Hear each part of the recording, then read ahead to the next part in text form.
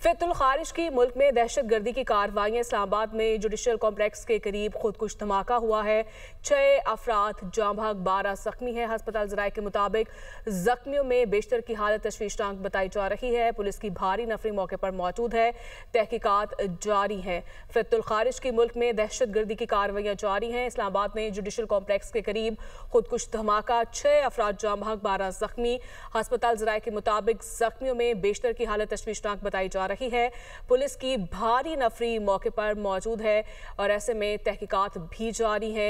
वाना में फितुल खारिज का हमला सिक्योरिटी फोर्सेस ने नाकाम बना दिया। सिक्योरिटी फोर्सेस दहशत गर्दी खत्म करने के लिए पुरअज़्म है। फितुल खारिज की मुल्क में दहशत गर्दी की कार्रवाइयाँ जारी हैं। इस्लामाबाद में जुडिशल कॉम्प्लेक्स के करीब खुदकुश धमाका हुआ। 6 अफराद जाँ भाग हैं, 12 अफराद जख्मी हैं जिन्हें हस्पताल मुंतकिल किया गया है और इसमें बेशतर की हालत जो है वो तशवीशनाक बताई जा रही है। इसी पर मजीद बात कर लेते हैं। आदिल वड़ाइच हमारे साथ मौजूद है। जी आदिल, बताइएगा इब्तदाई तहकीकात क्या बताई जा रही हैं?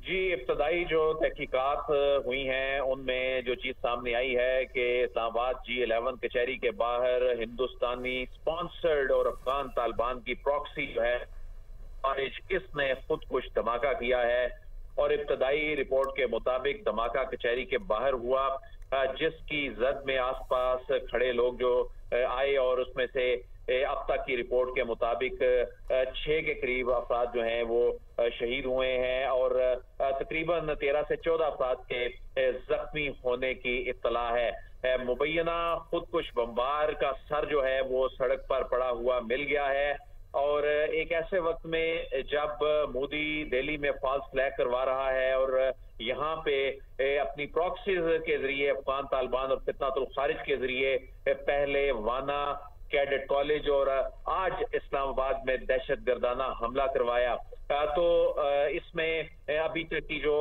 तहकीकात हैं, अभी तक की जो मालूमात सामने आई हैं उसके मुताबिक जो करीब खड़े लोग थे वो इसके जद में आए हैं और इसकी जद में आके तकरीबन 6 के करीब अफराद जो हैं वो जाँ भाग हुए हैं और तकरीबन 13 से 14 अफराद जो हैं उनके जख्मी होने की इत्तला है, जिन्हें पिम्स हॉस्पिटल जख्मियों को मुंतकिल कर दिया गया है। इनमें से कुछ अफराद ऐसे हैं जिनकी हालत जो है वो तशवीशनाक है।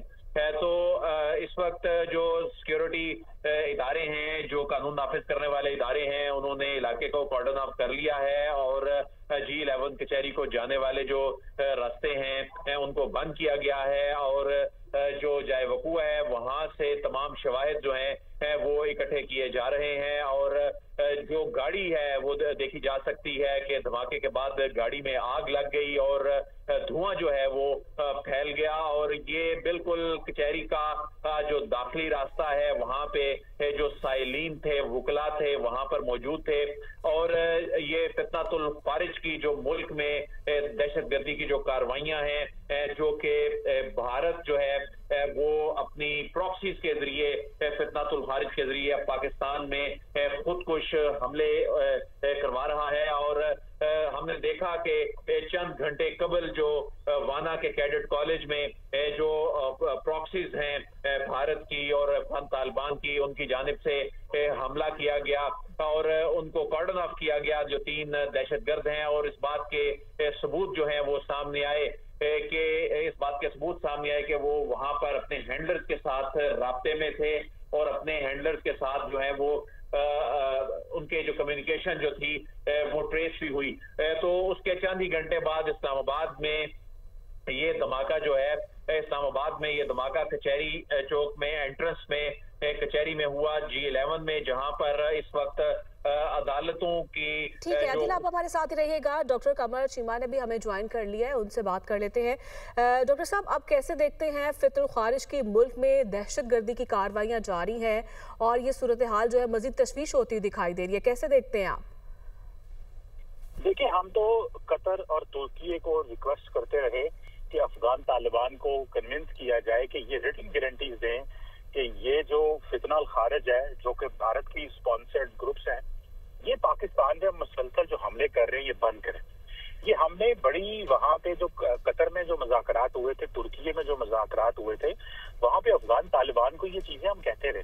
और आपको पता है कि इंडिया ने अपनी प्रेजेंस बहुत ज्यादा अफगानिस्तान में बढ़ा दी है जब से आमिर मुत्तकी अफगानिस्तान से होके आए हैं, भारत से होके आए हैं। आमिर मुत्तकी ने एक तो भारत की डीप स्टेट को काफी प्रेजेंस दी है। आपको ये पता होगा कि एक हिंदू अफगान रिसर्च सेंटर काबुल के अंदर खुला है।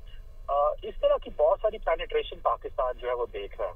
और ये जो धमाका हुआ है G11 के अंदर, आप इसी से अंदाजा लगा लें कि 69 शहरियों को कौन अटैक कर सकता है। 69 यानी कि पाकिस्तानी तो हम तो दहशतगर्दी की जंग में 90,000 से ज्यादा जंग ले चुके हैं, अरबों डॉलर का हम नुकसान करवा चुके हैं। दुनिया ने जब ये कहा कि पाकिस्तान जो है वो हमारा साथ दे, हम अल-कायदा के खिलाफ जंग करना चाहते हैं, तो पाकिस्तान रिस्पॉन्सिबल मेंबर होने के नाते इंटरनेशनल कम्युनिटी के हमने सपोर्ट की बैनुल-अक़वामी दुनिया को। जब पाकिस्तान दहशतगर्दी से मुतासर है तो बैनुल-अक़वामी दुनिया को चाहिए कि अफगानिस्तान को रिस्पॉन्सिबल ठहराए। आज तो मुसलमान मुल्कों ने देख लिया सारे कि किस तरह अफगान तालिबान ने ये कहा है कि वो अल-कायदा को और टीटीपी को जो है वो हर कीमत पर सपोर्ट करेंगे। ये बातें तो आप हमारे मुसलमान भाइयों ने, कतर और तुर्की ने और बाकी ममालिक ने देख ली है सारी। मैं समझता हूँ कि ये हम काफी देर से ये चीज को हाईलाइट कर रहे थे कि ये जो भारत के नेशनल सिक्योरिटी एडवाइजर है अजीत डोभाल साहब, उनकी बहुत लंबी चौड़ी पेनिट्रेशन है नॉन स्टेट एक्टर में इन्वेस्टमेंट की। वो समझते हैं कि पाकिस्तान को सस्ती जंग में मसरूफ रखो, पाकिस्तान इकोनॉमिक राइज ना कर सके। अभी देखिए पता चल रहा है कि पाकिस्तान जो है वो तो रेयर अर्थ मेटल जो है वो एक्सपोर्ट करेगा, तो आप देखें कि धमाके शुरू हो गए हैं। जैसे ही पता चलता है पाकिस्तान के अंदर फॉरेन इन्वेस्टमेंट आएगी तो धमाके शुरू हो जाते हैं। ये कौन लोग हैं जो ये समझते हैं कि पाकिस्तान के अंदर इकोनॉमिक रिवाइवल को रोकना चाहिए? ये जारी बात है, इंडिया समझता है कि पाकिस्तान को रोकें, और उसमें हमारे अफगानिस्तान की जो भाई हैं जो हुकूमत में है, मतलब उनको समझना चाहिए कि वो क्यों खेल रहे हैं इंडिया के हाथों में, क्यों वो अजीत डोभाल साहब के हाथों में खेल रहे हैं, क्यों वो अमित शाह साहब की बातें मानते हैं। देखिए हमने तो अपने अफगानिस्तान के भाइयों के लिए अपने घरों के दरवाजे खोल के रखे, किसी को पता भी नहीं होता था कि अफगान पाकिस्तान में कहाँ पे है। लेकिन आज हम बड़े अफसोस से ये कहना पड़ता है कि आज हमारे मुल्क के अंदर यही फितना और खारिज जो अफगानिस्तान से आ रहे हैं, वहां पे इनको लॉजिस्टिकल सपोर्ट, फाइनेंशियल सपोर्ट, इनको मिल रहा है, हर किस्म की सपोर्ट मिल रही है। तो मैं समझता हूँ कि ये हर कीमत पे गवर्नमेंट को इसको टेक अप करना चाहिए। इंटरनेशनल कम्युनिटी में, यूएन सिक्योरिटी काउंसिल में हम नॉन परमानेंट मेंबर हैं, हमें वहां पे बताना चाहिए कि भारत किस तरह हमें डिस्टेबलाइज करने की कोशिश कर रहा है। हमें इंटरनेशनल कम्युनिटी को इसमें बताना चाहिए कि अफगानिस्तान अपनी दोहा के अंदर जो एग्रीमेंट्स किए थे वो एग्रीमेंट अपनी फुलफिल नहीं कर रहा। अफगानिस्तान ने कहा था कि वो अल-कायदा को पनाह नहीं देगा, आज अल-कायदा और टीटीपी का गठजोड़ है।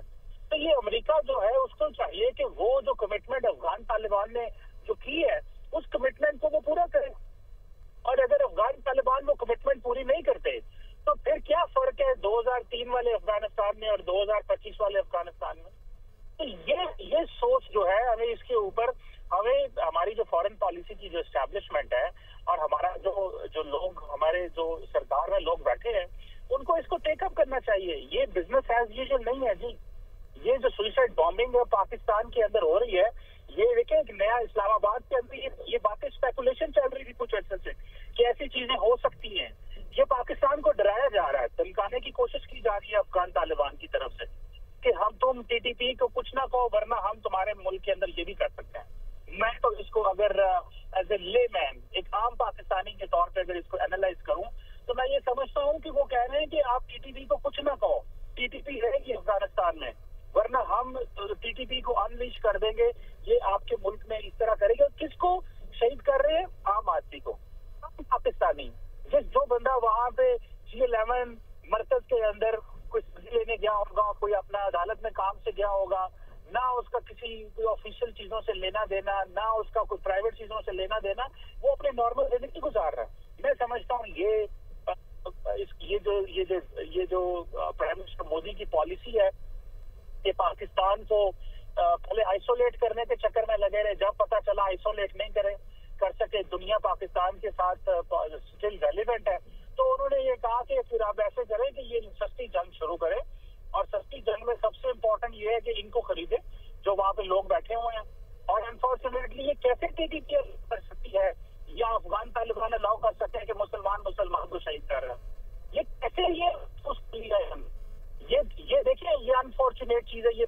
पाकिस्तानी हमारे भाई बहनों को समझ होनी चाहिए कि ये अफगान तालिबान समझते हैं कि ये टीटीपी समझते हैं, मुसलमान नहीं है। ये हमें इस्लाम में नहीं रखते। ये हमें इस चीज की भी यहाँ पे सेंसिटाइज करने की जरूरत है। ये भारत को साथ ताल्लुक चाहते हैं जिनका मजहब इनसे नहीं मिलता, लेकिन पाकिस्तानी मुसलमान भाई जिन्होंने 50 साल दरवाजे खोल के रखे अपने अफगान भाइयों के लिए, बहनों के लिए, ये आज उनके घरों में ये मातम करवाना चाह रहे हैं। ये अफगान तालिबान की जो अप्रोच है, मैं समझता हूँ कि ये हमने डिप्लोमेसी का सहारा लिया, डायलॉग का सहारा लिया, जो दुनिया के मुहज़्ज़ब तरीन तरीके होते हैं किसी भी मुल्क के साथ इंगेज करने के, हमने उन तमाम सिविलाइज्ड जो वेज एंड मीन्स हैं उनका इस्तेमाल किया कि हम अफगानिस्तान के साथ बैठे और कहें कि भाई आओ बैठ के मसलों को हल करें। लेकिन अब तो इंटरनेशनल कम्युनिटी ने देख लिया। मैं समझता हूँ कि जो काबुल, जो दोहा के अंदर अमेरिका ने एग्रीमेंट किया था, उस एग्रीमेंट को दोबारा जो है वो टेकअप किया जाना चाहिए कि क्योंकि अफगान तालिबान अपनी कमिटमेंट पर पूरे नहीं उतरे। ना इंक्लूसिव डायलॉग है, ना अफगानिस्तान के अंदर बाकी लोग। बिल्कुल, एक जो दबाव है उसे बिल्डअप करने की कोशिश की जा रही है। ठीक है डॉक्टर साहब, आप हमारे साथ ही रहेगा। ब्रिगेडियर रिटायर्ड हारिस नवाज साहब ने भी हमें ज्वाइन किया है। सर बहुत शुक्रिया आपके कीमती वक्त का। सर कैसे देखते हैं आप जिस तरह से भारतीय स्पॉन्सर्ड एक बार फिर से जो है हम देख रहे हैं सरगर्म हो चुके हैं और ये दिन ब दिन जो है कार्रवाइयाँ बढ़ती हुई दिखाई दे रही है, आप क्या समझते हैं आप पाकिस्तान को किस तरह जो है स्टांस लेना चाहिए? देखिए, पाकिस्तान का स्टांस इज वेरी क्लियर। हमने पहले बता दिया था कि हमारी सिक्योरिटी फोर्स की और रियासत पाकिस्तान की जिम्मेदारी सबसे आम और मुकद्दम वो है कि पाकिस्तानी अवाम की जानो माल की हिफाजत और टेरिटोरियल बाउंड्री की हिफाजत। इस पे हम कोई आंच नहीं आने देंगे, कोई कॉम्प्रोमाइज नहीं करेंगे और इसके लिए हमारी मुसल्लह फौज, सारा सिक्योरिटी फोर्सेज हर वक्त तैयार हैं, शुरू से तैयार थी और तैयार रहेंगी इंशाल्लाह। और यही बात की कौमी रियासत ने बार बार कही है कि हमने तहैया किया हुआ कि हम देखते हैं कि वो खत्म करेंगे, उसके लिए जो कुर्बानियां देनी पड़े, जो शहादत देनी पड़े देंगे, लेकिन उसके लिए जो इलीगल स्पेक्ट्रम और जिस तरीके से ये वहाँ पर गोंदी का पैसा, स्मगलिंग का पैसा, नार्कोटिक्स का पैसा, गाड़ियों की स्मगलिंग का पैसा, टायरों की स्मगलिंग, सिगरेट की स्मगलिंग, ये जो पैसा फंडिंग होती है और उसके बाद अभी जो आपके सामने जो है ये ओपियम की जो पैसा जो पोस्ट की जाती है, फ्यूल काट की जाती है, ये पैसा सारा ये उधर जाता है। तो ये कहते कि गवर्नमेंट को चाहिए कि ये इसको जो उनके लोग उनमें शामिल हैं, कुछ पॉलिटिशियन हैं, कुछ ट्रेडमैन हैं, इनको कंट्रोल करने की जरूरत है। कहते ये पैसा उधर चाहिए। और साथ आप ये देखेंगे दिल्ली में धमाका हुआ, ये तो इसका मतलब कि वो इस्लामाबाद की ये दिल्ली की हदूद के अंदर ही कहीं गाड़ी छुपी हुई थी, अंदर ही कहीं से सहूलतकारी हुई है, अंदर ही से सारा अरेंजमेंट किया गया है। इसका मतलब हमारी सिक्योरिटी फोर्सेज को अब चाहिए, सिक्योरिटी एजेंसी को, they have to find out कि कहाँ से गाड़ी आई, कहाँ छुपी हुई थी, कौन सहूलत कर रहा है, उनको पकड़े। सबसे जरूरी पकड़ना उनको है। और साथ ही अफगान इलीगल रिफ्यूजीज हैं, अब वक्त आ गया कि we have to send them back come what may. अगर वो हमारा जरा सा भी ख्याल नहीं करती, जो हम उनकी ख्याल करते हैं, लॉजिस्टिक देते हैं, अफगान कागज देते हैं, हर जगह पर उनकी मदद करते हैं, then we have to very clear about it, please send them back. ये सबसे बड़ी सहूलतकारी की नर्सरी है जहाँ पर ये छुपते हैं, इनको सहूलतकारी दी जाती है, टारगेट दिया जाता है, उसके बाद यहाँ जाकर ऑपरेट करते हैं। ये खत्म होगा तो आप पाकिस्तान की 70% टेररिज्म यहाँ पर खत्म हो जाएगा। इस पे कोई कॉम्प्रोमाइज नहीं करना चाहिए। और ये अब जो टर्किश टीम भी आ रही है उनको हमें बता देना चाहिए, बल्कि उनको सारा पता है, हमने उनको पहले सारा ब्रीफ कर दिया, एक एक चीज फैक्ट उनको बता दी है। ये दो बताएं, उसके बाद we are not liberty take action against अब ये फर्जियों के खिलाफ करने के लिए क्रॉस द बॉर्डर, इस सब में हमें बड़े क्लियर जाने की जरूरत है और कोई कॉम्प्रोमाइज नहीं। I think enough is enough, we have to go surgical strike, we have to go for drone strike in एटम के कमांडर्स जी ये हमें करना है। जी बिल्कुल, अब कंप्रोमाइज़ करने की बिल्कुल भी ज़रूरत नहीं है। हारिस नवाज साहब आप हमारे साथ ही रहेगा। ब्रिगेडियर रिटायर्ड मसूद खान साहब ने भी हमें ज्वाइन किया है। मसूद साहब, आप कैसे देखते हैं भारतीय स्पॉन्सर्ड फितनों खारिज की जानिब से दहशतगर्दी के दो बड़े वाक़यात सामने आए हैं? आप क्या समझते हैं कि अब हमें जो है ख़ास तौर पर जो है पाकिस्तान की रियासती ग्रिड को ये चैलेंज करने की कोशिश की जा रही है और अब हमें क्या इक़दाम करने की ज़रूरत है? बड़े सिंपल सी बात है जी, इसका जवाब दिया जाएगा और पहले भी वाजे किया गया था। ये सीज फायर का जो ड्रामा होता है इट वाज कंडीशनल, पाकिस्तान ने बड़ा वाजे किया था। अगर जो उन्होंने कहा था कि अगर कोई ताने बाने एस्टेब्लिश होते हैं या कोई अटैक ओरिजिनेट होता है अफगानिस्तान से तो पाकिस्तान इसका जवाब देगा और पाकिस्तान अपनी कैपेबिलिटी ऑलरेडी दिखा चुका था। मेरा ख्याल में वक्त आया है तो हमें तो उनके जो प्रिसिशन स्ट्राइक्स पे जाना चाहिए। हमारे पास कैपेबिलिटी है, हमारे पास ड्रोन्स है और हमें इनको सबक सिखाना चाहिए। और मेरा तो मानना है कि जितने अफगान ट्रांजिट को बिल्कुल हमें लिफ्ट नहीं करना चाहिए, इसको मुकम्मल सील कर देना चाहिए बॉर्डर्स में। There should be no Afghan transit Pakistan की तरफ से, that is one thing. Second, जो रहते हैं illegal Afghan inside Pakistan, still there are million, they must be sent back immediately. उस पर भी कोई कंप्रोमाइज नहीं करना चाहिए। Let Afghan and Indians to deal with them. अगर इंडियन समझते हैं कि they can look after, we will facilitate them कि वो वागा के जरिए हम इंडिया भिजवा सकते हैं। और इसके अलावा ये है कि हमें डिप्लोमेटिक लेवरेज भी इस्तेमाल करना चाहिए। हमारे पास इंटेलिजेंस लेवरेज हमारे पास बहुत स्ट्रांग है और हमारा बड़ा एक्सपीरियंस भी है, तो हमें उसको इस्तेमाल करना चाहिए। और certainly we will go for जो है काइनेटिक एक्शन स्ट्राइक्स वगैरह अफगानिस्तान के अंदर हो गए। मेरे ख्याल में अभी हमें ऑलरेडी उन्होंने थ्रेट किया था कि वो इस्लामाबाद में स्ट्राइक्स करेंगे। सो अफगानिस्तान जो इंडिया की प्रॉक्सी है और आगे से और जो प्रॉक्सी से फितना ख्वारिज और फितना हिंदुस्तान को यूज करके ये स्ट्राइक्स करवाई हैं, तो मेरा ख्याल में पाकिस्तान इस पे तो अभी कोई कंप्रोमाइज नहीं होगा। और मेरा ख्याल में साई टाइम कि 1950 के बाद से अफगानिस्तान इंडिया मिलकर हमारे डिस्टेबलाइज करने की कोशिश करें। सो अब वक्त आया है कि इनको भी एक सबक सिखाया जाए, जिस तरह इंडिया को हमने मार्के हुक्र बुनियाद मरसूस में सिखाया था। जी बिल्कुल बसर साहब, जिस तरह से अफगानी हुकूमत के साथ मुज़ाकरात हुए, फिर एक वो डेडलॉक भी बरकरार रहा हमने देखा, और यकीनन जो कमिटमेंट की गई थी अफगानी हुकूमत की जानिब से उसे भी फुलफिल नहीं किया जा रहा, बल्कि इसके बाद ज़्यादा हमने देखा कि ज़्यादा इस तरह के वाक़यात रूनुमा हो रहे हैं।